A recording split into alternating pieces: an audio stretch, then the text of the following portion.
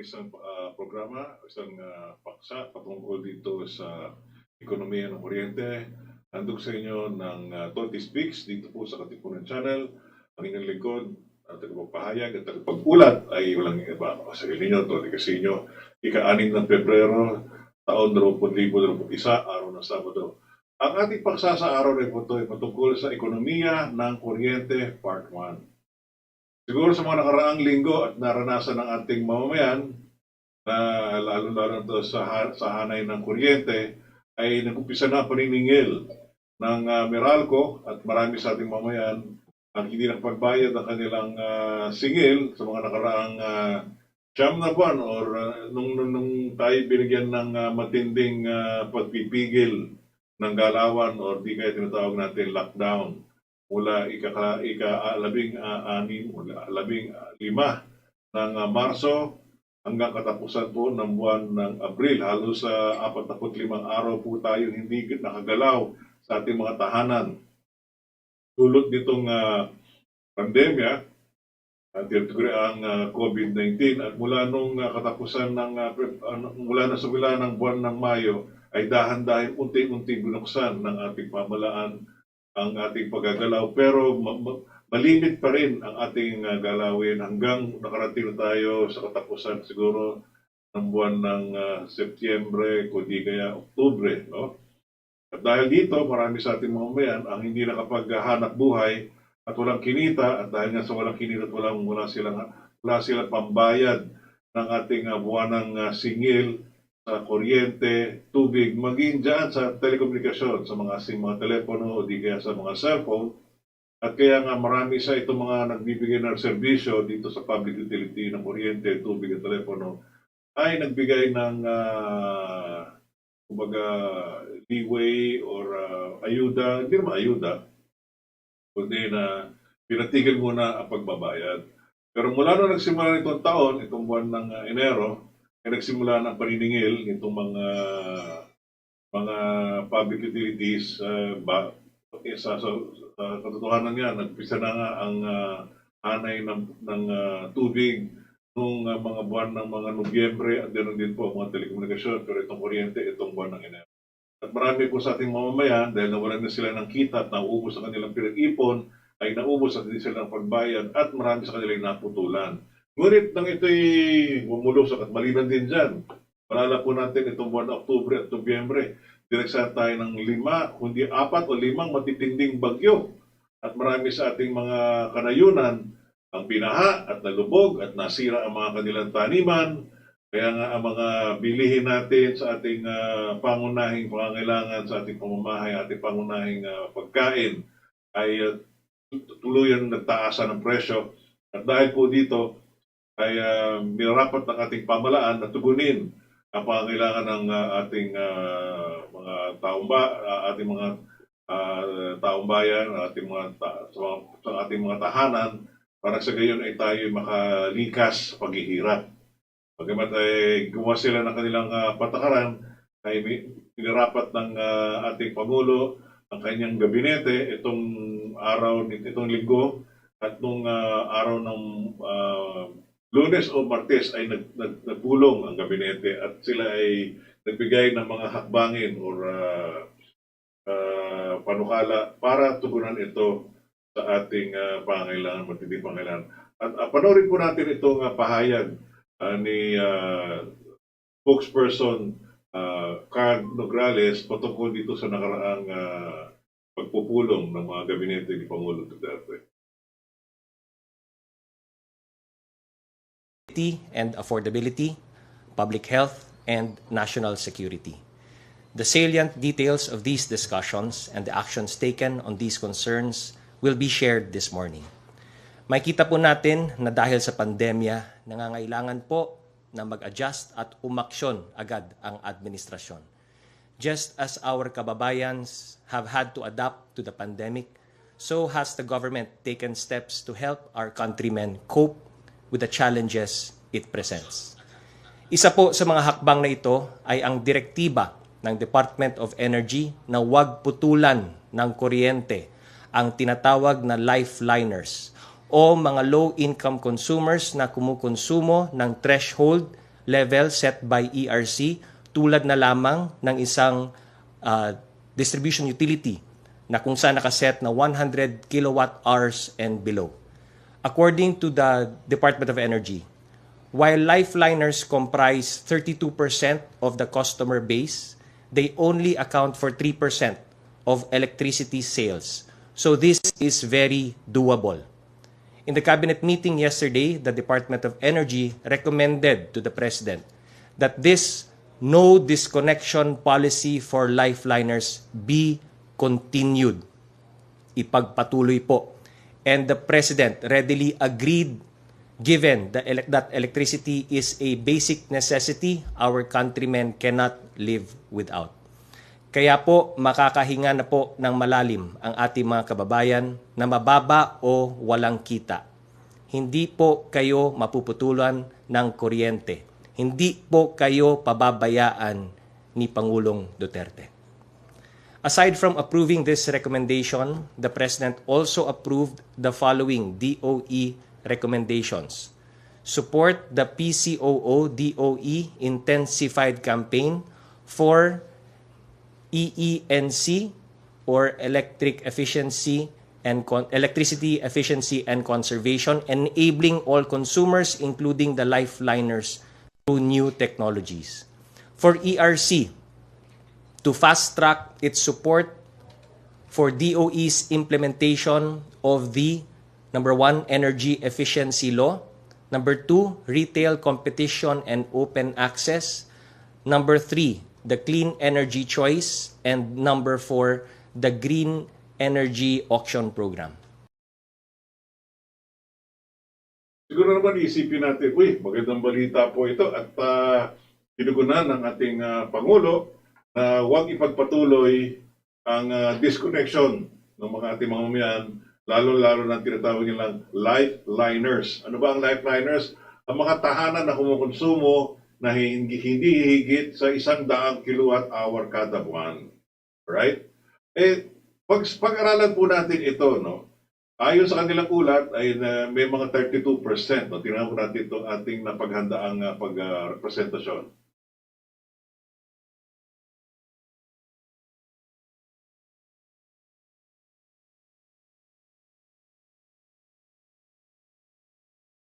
Magbigay sila ng abiso na sa lahat ng mga distribution utilities na i-implement na daw ang no disconnection for customers, lifeline customers. Ayun yun, at yun yung na nga na itigil yan.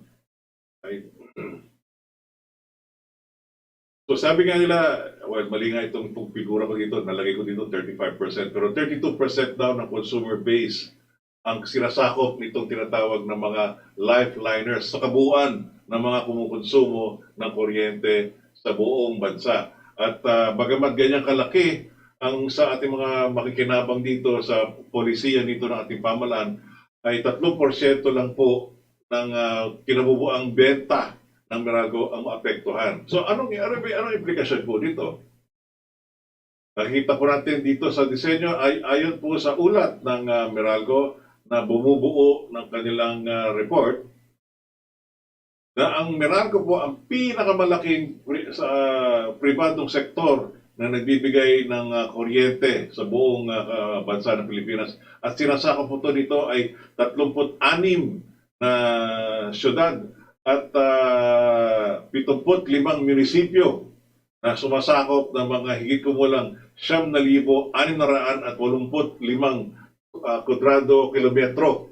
Halos sa 3% po ng kabuuan lupain ng ating bansa ang pagbibililingkuran nitong pinakamalaking pribadong kumpanya ng Meralco sa buong bansa ng Pilipinas, na halos higit kalahati ng kuryenteng napoproduce ng ating bansa ay mismo ang Meralco ang naghahatid ng serbisyong ito. At nakita po natin sa ulat ng Meralco na ang kanilang bentahan ay pumapalo ng 388.3 billion pesos, no? At at ang kanilang customer base ay higit kumulang 6.9 million ang kanilang customer. Samantala kinukonsumo ng buong taon umalo ng 46,871 gigawatts hour sa buong bansa. At ang kanilang gross net income ay pumapalo ng 23.8 billion itong nakaraang taon 2019. Pero noong 2021, bumaba ito ng 21 billion. Maski bumaba ng 2 billion, nabawasan ng 2 billion ang Meralco, tubo pa rin po sila. At ang kanilang mga dividendo na bibigay sa mga customer ay may ilang mga 16 na piso kada dividendo. At dito, makikita mo nga dito, sa ulat na ito, na sa higit ng mga 300 bilyong kinita ng Meralco, ang kanilang pinaggastusan dito ay 24 bilyong piso. Ibig sabihin po niyan na maliban sa nakapag-ipon sila, nakapagbenta sila ng 310 bilyong piso, ay gumastos sila ng halos mahigit kalahati, no? Siguro 80% ang kailang pinanggastusan pagkukuha ng kuryente. Pero sino naman ba nagme-may-ari nitong mga kuryenteng ito? Tapos dagdag pa rito ang kanilang mga interest sa kanilang pinagutangan ay natanggal dito. At tayo rin po, tayo mga mamimili ang nagbabayad po dito. Pero pa man ay tubo pa rin ang kanilang tanggapan ng Meralco. At ang kanilang mga depreciation, wala namang masyadong malaking gastos yan, at ganoon din operation expense ay hindi gaano malaki. Pero ang malaki dito, ang kinakain ng kanilang naibenta ay kinakain po ng nagpo-produce po ng kuryente. So, anong kahulugan nitong 35% or 32% consumer base sa loob ng 6 na milyong katao, 6 na milyong tahanan pala, no? 6 na milyong tanggapan o tahanan, 6.3 million, ay katumbas ng mga 2.2 million. Marami po yan, ano? Pag-aaralin po natin. At ang kinusumo sa higit na 4,000,000 kuryente, ito ay kumain lamang ng 437 gigawatt hour. Doon sa mga lifeliners na kumukonsumo na 100, hindi higit sa 100 kilowatt hour kada buwan. Pero ang tanong, ano ba kahulugan itong 100 kilowatt hour na kinukonsumo? Ayon po dito sa Energy EIA ng Amerikano, ang bawat tahanan sa Amerika ay kumukonsumo na sa isang taon ng 10,379 na kilowatt hour o nag-average ng 867 kilowatt hour per month. O di kaya pumapalo ng 28.9 kilowatt hour kada araw, no? Sa atin, ang katumbas mo nitong 100 kilowatt hour ay pumapalo ng 3.33 kilowatt hour. Ano naman ang magagamit mo sa 3.33? Maliban sa ilaw at isa o dalawang electric fan.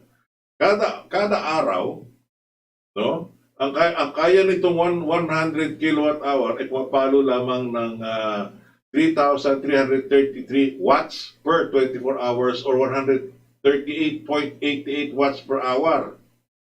Ay kung titingnan natin, kung kayo gumagamit ng refrigerator, laptop, Wi-Fi modem, flat iron, TV o radyo o rice cooker, kung tinitingnan niyo po ito, kung isa dito pumapalo ng 80 kilowatt hour or 40 kilowatt hour, ilan lang pwede mga appliances ang pwede niyong gamitin. Hindi mo naman siguro pwedeng patayin natin ang ating refrigerator. Kailangan tuloy-tuloy ang ginagamit yan.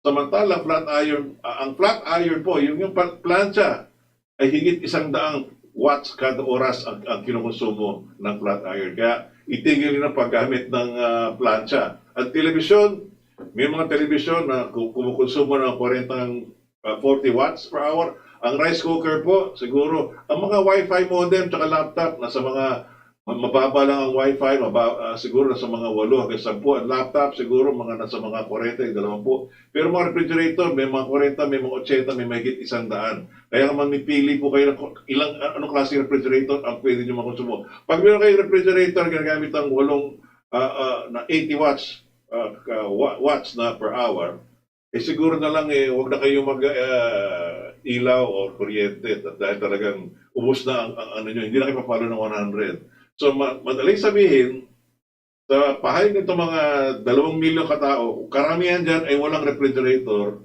at siguro yung kanilang radyo ay de baterya at sa television, wala na siguro. Ang gamit na lang siguro ng television ay kanilang smartphone na pa-charger lang. At yung rice cooker, huwag na tayo mag-rice cooker. Kaldero na lang po na gamit natin panggatong. Ganyan po ang klaseng tahanan ang kumukonsumo ng hindi higit sa 100 kilowatt-hour.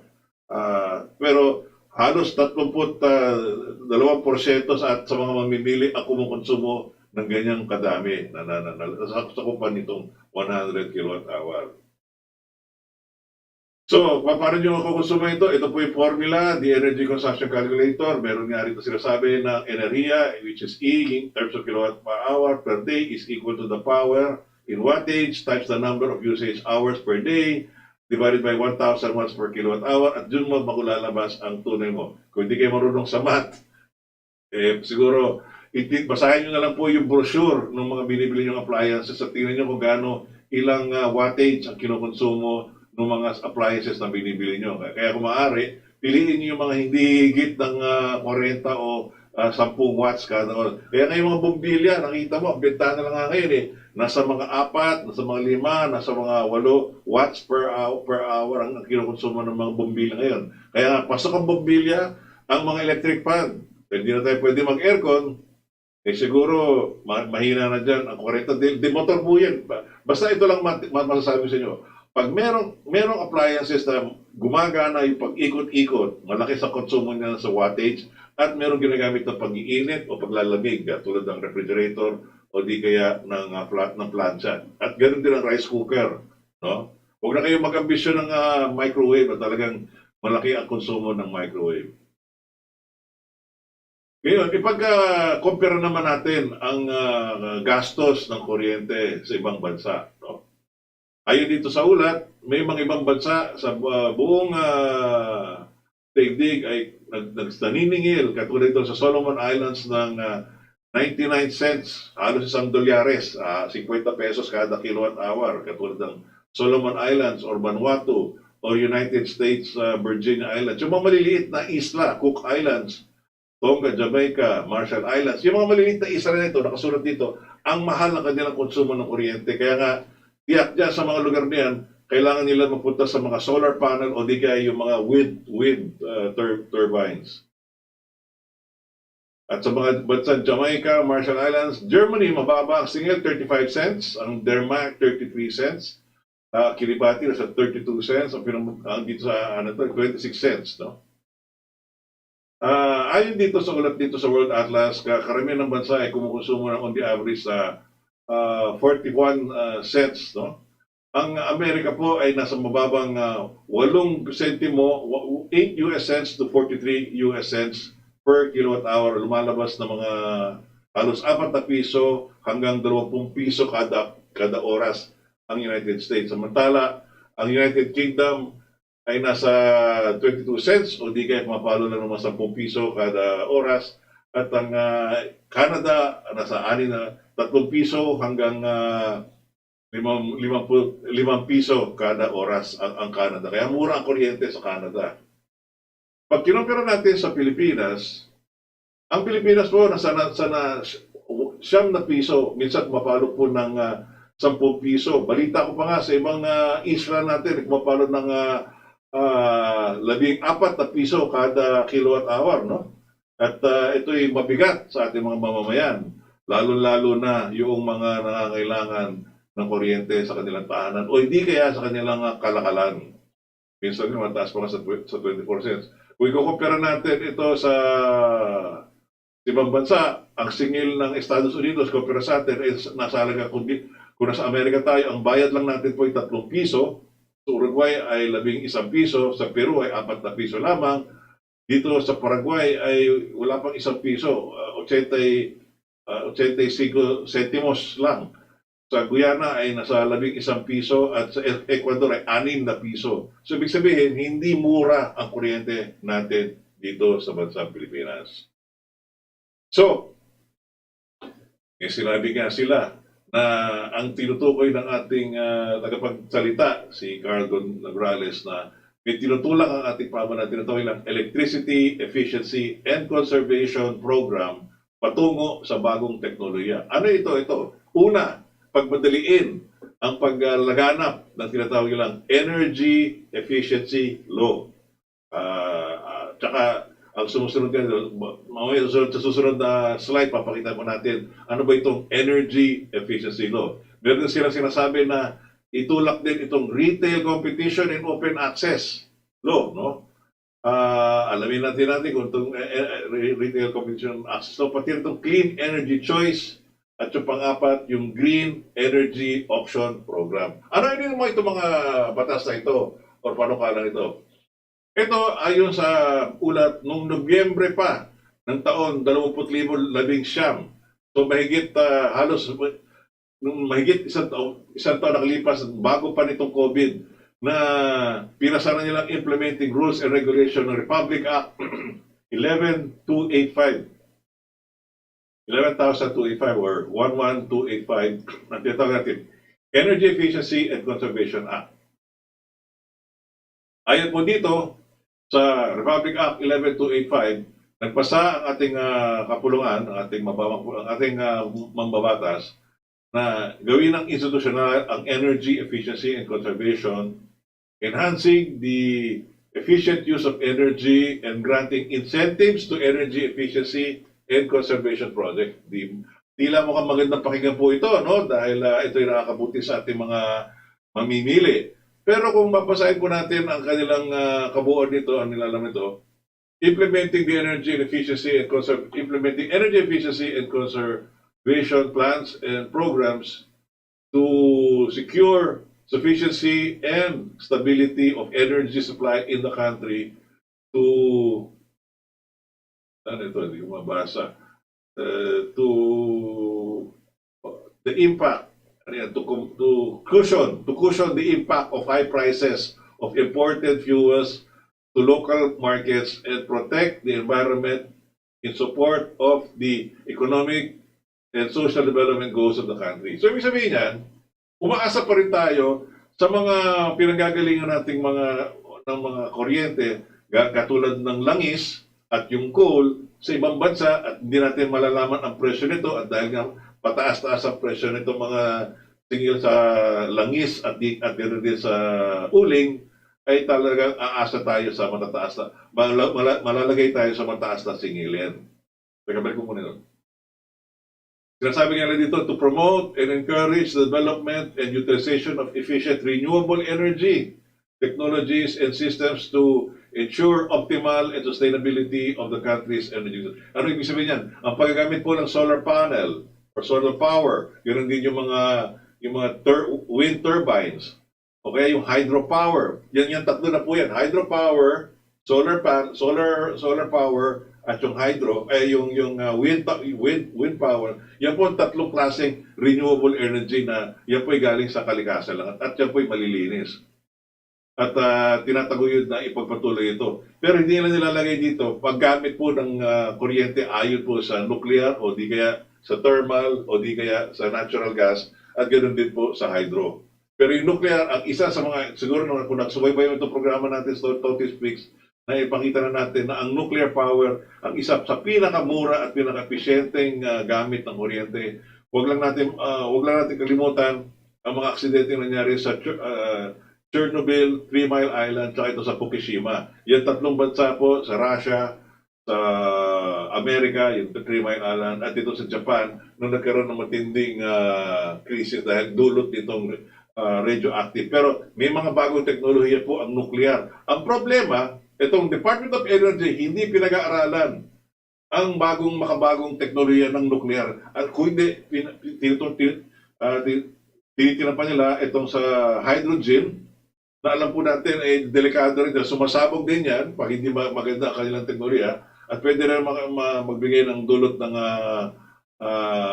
kasamaan or pagwawasak ng ating kapaligiran.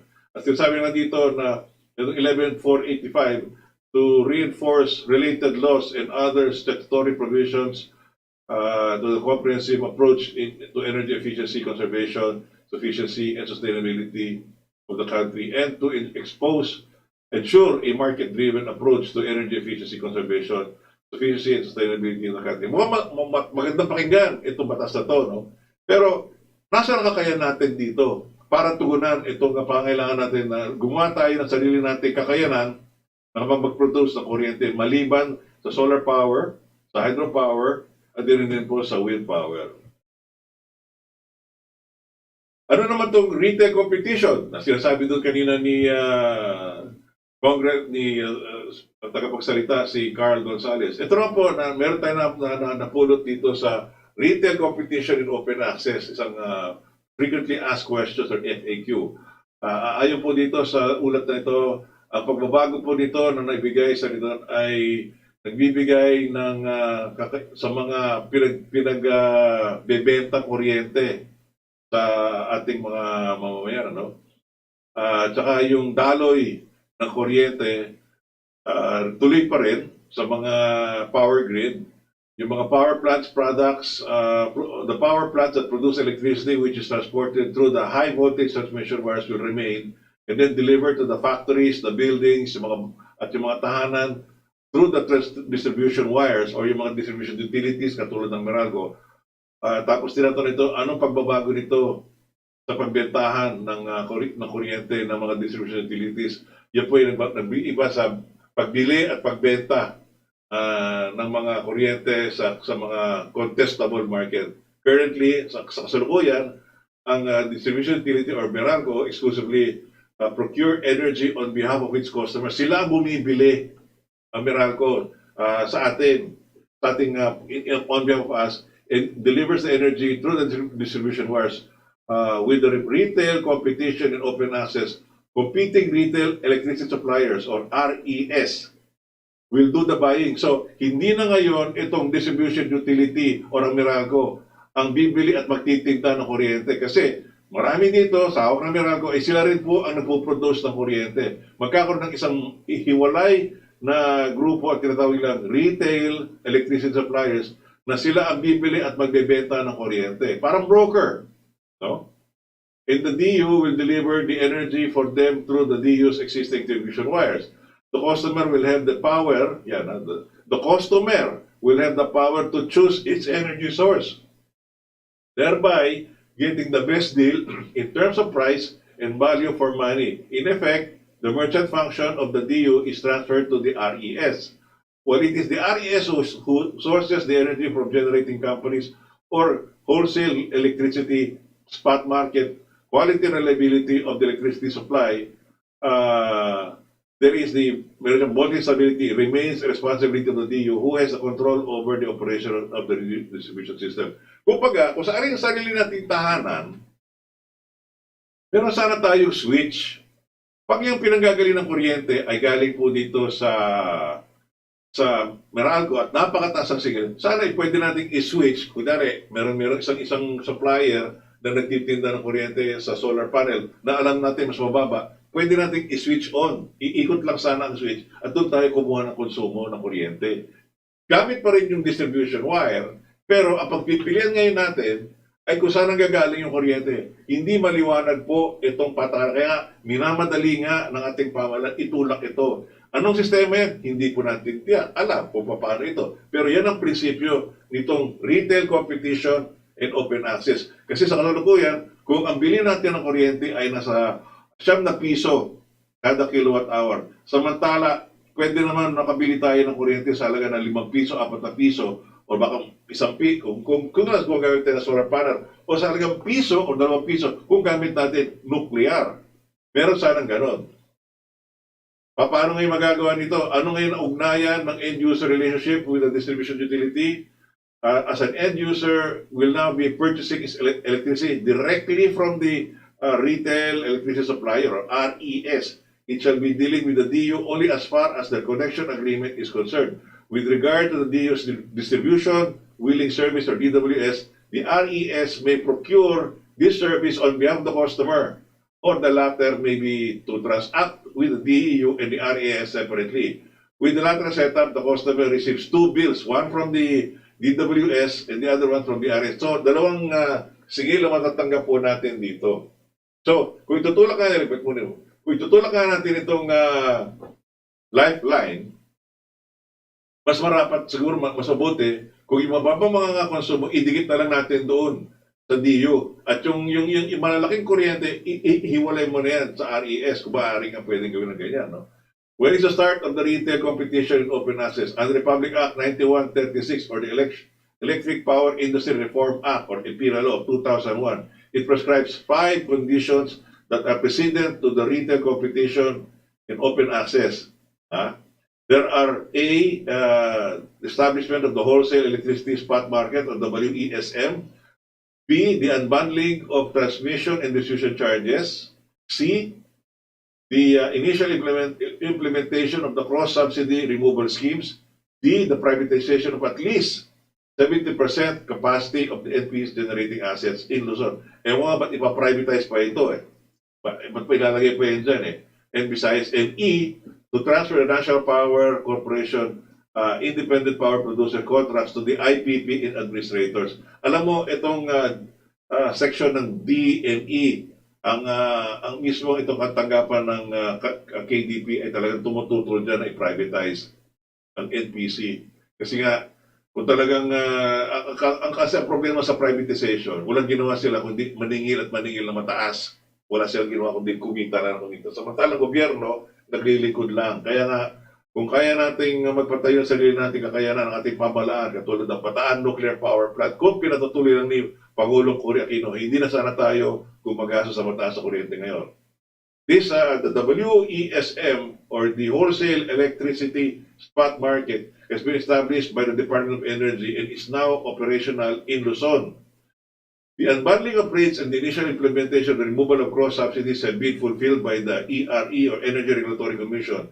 The privatization of NPC generating assets, the transfer of the NPC IPP contracts to the IPP administrators are being carried out by the Power Sector Assets and Liabilities Management Corporation, or PSAM.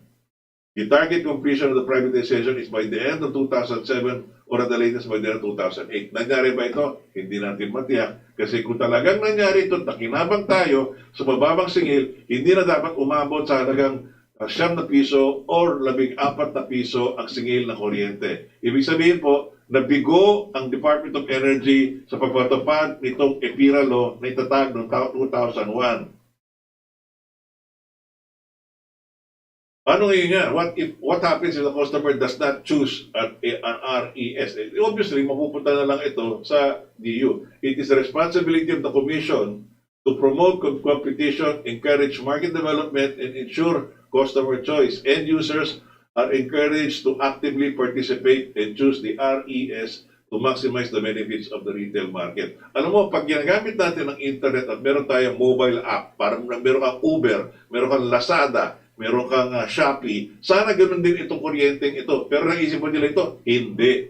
To meet this objective, at least 30 days prior to the commencement of the retail competition, customers in the contestable market are enjoined to enter into a contract with an RES of their choice. Otherwise, the customer will be given the option to either contract with the SOLR or with it will physically be disconnected, which leaves the customer without electricity until its contract with an RES or the SOLR.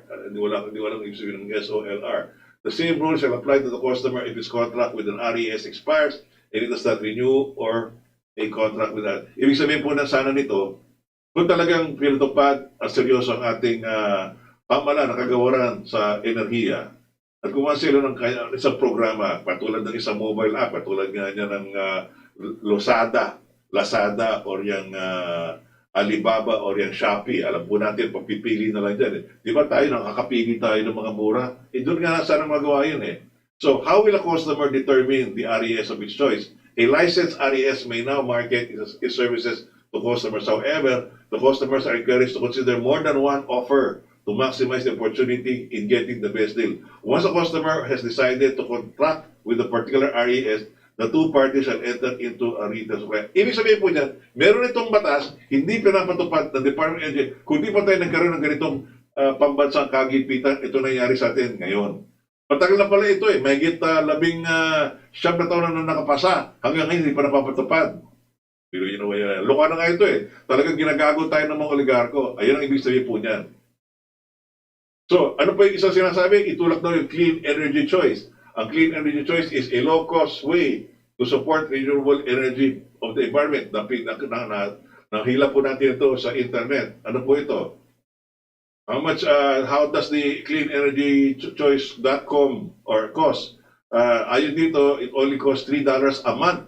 No? The Clean Energy Choice is an affordable, low-cost way for residential electricity customers to support renewable energy for only $3 a month.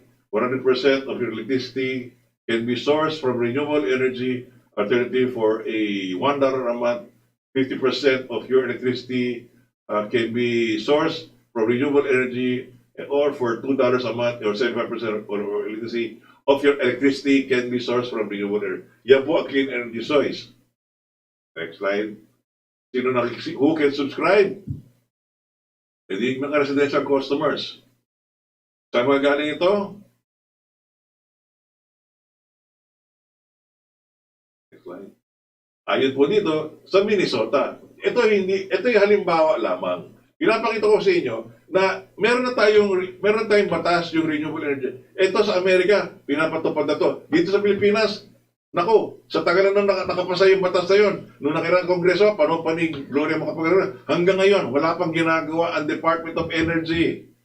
Sisima natin itong si Secretary Kusi o yung dating Secretary. Oo naman. Ibig sabihin, ang ating pamahalaan, kung sino man nagiging kalihim dyan, hindi pinapatupad ang batas. Pasa ng pasa ang ating batas, ganun pa rin. Bakit? Siguro kinokontrol ng mga monopolya. Sino mga monopolya? Sila rin mga oligarko nagmay-ari nito mga producer, transmission, at yung distribution. Meron sila isang tinutulak na Green Energy Option Program. Ano ho ito? Ito po ay isang programa ng ating pamahalaan na magkaroon tayo ng malinis na kuryente. Ha? At isa sa madaling salita, ito na sana dapat ang napatupad noon pa man under Chapter 3 of Republic Act 96-9513 or the Act of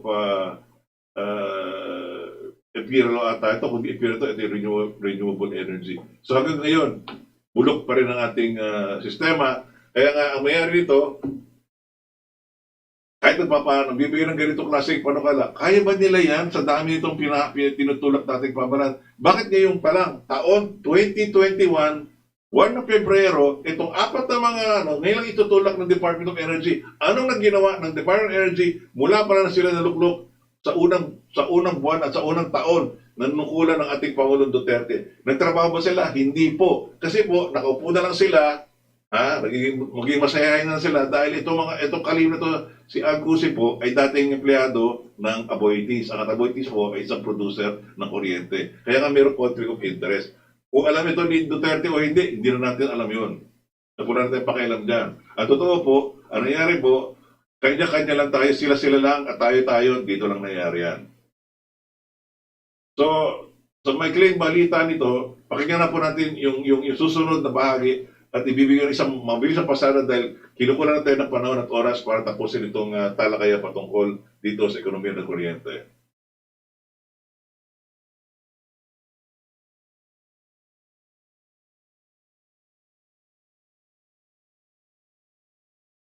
Access. Number 3, the clean energy choice. And number 4, the green energy auction program. To support the energy families' quick restoration services, especially during calamities, and to continue lifeline discounts in the electricity bills, which range from 100% to 20% depending on the benchmarks set by ERC. And to direct the DBM to release the reimbursement due to the electric cooperatives through the National Electrification Administration for the quick restoration of activities to address previous calamities. Also to direct the DBCC to implement the Murang Kuryente Act, which is the universal charge for stranded contract costs, and stranded debts to be paid and covered by the Malampaya Fund. In the long term, the President also approved the DOE recommendation, number 1, to explore the capability of consumers to pay and to enhance the competitiveness of the supply sector. Number 2, to urge Congress to pass the extension of the benefits enjoyed by the lifeliners from 2021 to 2051. Minsan na po itong naamyendahan ng ating Kongreso. In-extend po yung benefits para sa lifeliners mula 2011 to 2021. Ngayon po, ang hinihingi ng ating Pangulo sa Kongreso ay muli i-extend po yung lifeliners benefits from 2021 to 2051. Meron po mga pending legislations ngayon na nasa House of Representatives at sa Senado. At alam naman po natin na itong benefits na to ay mag-expire in mid of 2021. Kaya kami po ay nakikiusap sa Kongreso na pabilisin na po ang pagpasa ng panukalang batas na ma-extend po ito from 2021 to 2051. And number 3, to maximize foreign assistance such as the Green Energy Fund and the Energy Transition Fund for Consumer Protection, the use of new technologies, and the development of indigenous and clean energy sources. Tapos itong first part ng ating paksa sa ekonomiya ng kuryente, tatabay niyo po yung susunod, mga dalawang parte pa ito, may part 2, may part 3 pa ito. Pero sa mabilis na pasada, no, itong pinatutulak nga ng ating pamahalaan na hinihiling sa Kongreso, saan tayo, anong mangyayari nga sa loob ng mga 10 buwan? May maasahan ba tayo bababa ang singil ng kuryente? Hindi po. Wala po tayong maasahan ng bababa ang kuryente. Itong batas na pinapatupad yung retail, competition, open access, matagal na po yung nakaabang, matagal na po yung nakapasa nung mga ilang kongreso na 2001 pa nga ito, or 2008 pa nga yung iba, hindi natutupad ng kagawaran ng ahensya ng ating pamahalaan. Kaya nga, nabibigo itong mga batas. Gawa-gawa sila ng batas. Akala natin nakakabuti sa ating mga men. Pero hindi. Ito'y talaga sinasadya. Ewan ko kung sinasadya ito. Pero nangyari po dito ay may pakikinabang ang oligarko habang samantala tayo pabigat ang ating pang-araw-araw na gawain. At tayo bayan ito. Kasi alam mo, pag gumagawa ka ng polisiya at hindi mo pinapatupad, ibig sabihin hindi epektibo po yan. Parang ipater mo nagpapasa ng batas at hindi napapatupad. Parang pakita ng gwapo sila, magaling sila, nagawa na nila yung kanilang trabaho. Hindi. Meron pananagutan ang kagawaran na pagbibigo nito. Paano natin gagawin yan? Siguro kakaso sa Korte Suprema. Kaya ba ng Korte Suprema tugunin itong mga ganitong klaseng batas? Mahabang usapin po yan. Abangan nyo lang po susunod na bahagi nitong talakay nito sa darating na linggo. Hatid sa inyo dito po sa Toti Speaks. Basahin po natin yung mga bumabati sa atin or nakasumabay sa programa nito. Galing po kay Carding Domingo. Nababati ko ng mapagpalang araw. Maraming salamat, Carding. Ganoon din po kay Yuchi. Ganoon din po kay Abeng Fabro at kay Elki Masibag. Maraming salamat po sa inyong pagtakil sa programa nito. Ayun po kay Cel Cordero. Kailan kaya makakaraos sa Pilipino sa Meralco at ang mga IPP? Kailangan pala mabuwis ang buhay muna bago ka makakuha ng pahulugan sa bayad ng bili mo. Alam mo, Sel, kailangan talaga unawain natin itong mga polisi at itong mga batas na binabasa natin ng ating gobyerno at intindihin natin ito ba pinapatupad ng mga kagawaran ko. Hindi, niloloko lang, nagkakalokohan lang tayo. At ang nagdodominate na dito yung mga oligarko. From Marley Brown, paano nga ba makakabayad ang mga gumagamit ng kuryente kung wala namang trabaho? Exactly. Kung mababang singil ng kuryente, or halos bibigyan mo na ng parang na nakasubsidiya, siguro makaisip tayo ng paraan para kumita at makapagawa ng negosyo. From Radio Maloyon, bumabati po sa atin, ganoon din po kay Dalia Basilio mula po sa UAE, Abu Dhabi, maraming salamat. From Glenn Carlo, tinutulog niya yung vaccination. Kay Rodvoy Parabres, bumabati po ng magandang hapon sa Katipunan. Wala na tayo maasahan kay Pangulo Duterte tungkol sa laban ng bayan sa mga oligarko para nagkakaregluhan. Mukhang hindi naman nagkakaregluhan, nagkakalukuhan lang Ron Boyd. Stormy sabi, sa tingin ko po Sir Toti, main problem po natin na hindi ito mga Hindi itong mga namumunong nagagamit lang, din po sila ng kabal at ng mga oligarko. Pag pera na po na gumagana, wala ng prinsipyo. Yung NTC, ERC, DAR, puro kaya hawak-hawak ng oligarko. Tama po ba, sir? Meron katotohanan din dyan, story. Hindi lang natin matiyak, pero gano'n natin suspecha. May pabati po tayo kay William Laguno, gano'n din po kay Mads Carabin. Yan po ang legacy ni Cory at Ramos, ang pagtataas sa singil sa kuryente at tubig sa ating bansa. OFW po ng UAE. Maraming salamat din. Annabel Amabilion Alandi, pagmamaling sa amin. Maraming salamat. Nowhere Man. Kung mura lang sana kuryente, marami magtatayo ng simpleng negosyo na gumagana. Tama po kayo dyan. Agad po kay Virginia Malonzo, babati po mula sa Pasig. Maraming salamat po sa inyong pagtangin sa programa nito. At abay ng susunod na programa, ang isulang ang bansa, ang Pilipinas. Ako ay magpapalam sa gilid. Ito ko yung lingkod, Toti Casiño.